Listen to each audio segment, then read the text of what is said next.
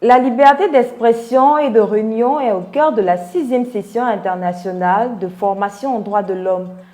Cette session, ouverte le 24 octobre 2022 à Abidjan-Cocody, est organisée par la Fondation Friedrich Naumann en partenariat avec la Fondation René Cassin. Elle a pour objectif de renforcer les capacités de la société civile. C'est une formation qui sert les magistrats, les avocats, policiers, militaires, des acteurs étatiques, mais aussi des acteurs non étatiques. C'est devenu une formation avec une réputation que maintenant on a aussi beaucoup de participants qui ne viennent pas de la Côte d'Ivoire, mais de la sous-région. Donc c'est vraiment devenu une grande réussite et j'espère que ça va continuer pour les années prochaines. Dr Joe Holden, directeur Afrique de l'Ouest de la Fondation Friedrich Naumann, le professeur Sébastien Touzé de la Fondation René Cassin et son Excellence M. Ingo Herbert, ambassadeur d'Allemagne en Côte d'Ivoire, ont insisté sur l'importance et la nécessité de promouvoir la liberté individuelle dans un monde où l'instabilité politique et financière fragilise la paix et la sécurité internationale. L'idée de la démocratie doit être promue, quelles que soient les circonstances, et le développement de la démocratie doit être, je dirais, soutenu de manière très forte.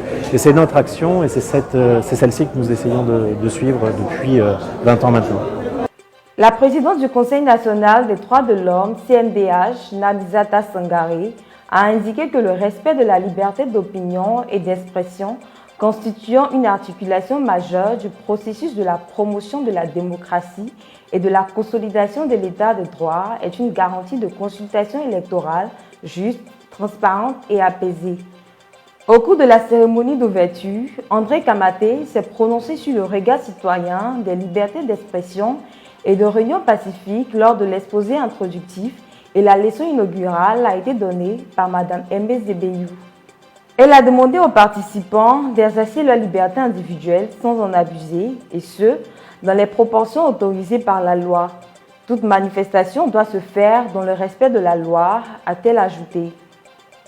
On peut noter aujourd'hui qu'en Côte d'Ivoire, les droits de l'homme, n'est-ce pas, il y a eu une évolution, une amélioration. Vous avez constaté tout à l'heure les indices qui ont été soulevés, qui ont été annoncés. De 51, c'est vrai, on est venu à 44, mais on est à 49. Parce que les droits des défenseurs ont été protégés par l'État de Côte d'Ivoire. Différentes thèses de loi ont été mises en œuvre. Et ça, c'est depuis que le président Alassane a été élu à la tête de ce pays. Il tient à cœur le problème des droits de l'homme, la protection des droits de l'homme.